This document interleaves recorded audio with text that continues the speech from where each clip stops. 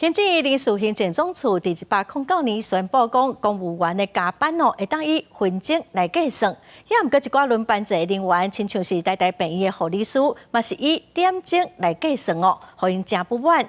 也毋过临时行政总处是表示讲，因会阁来讨论。疫情之下，守护伫第一线医护人员，一直是患者上界安心的靠山。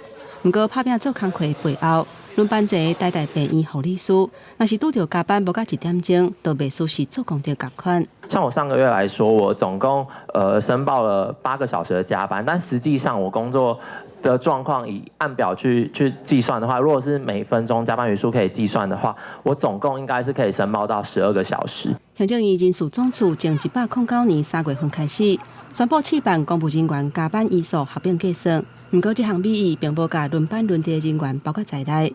历史伫台大病院就拄到工课场内底，同款工课无共制度的情形，因若同款的问题，嘛有可能出现伫警消人员遮。在救灾或是救护的现场，根本不可能有所谓时间到了我就走人，时间到了我就下班的情况。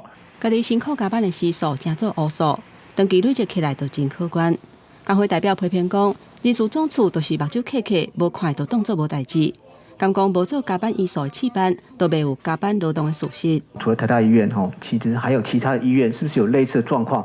我想这东西我们都会一并了解。那我们希望说，力求在政策在调整的过程中，是尽量能够完整一点、完备一点。人事行政总处回应讲，因为调整政策牵涉到真侪层面，才提议爱搁等去讨论。而且伫立委王婉如的要求之下，答应伫1礼拜内讨论出台大病院敢要大升做试办点。2个月来回应基层团体提出的诉求。记者综合报道。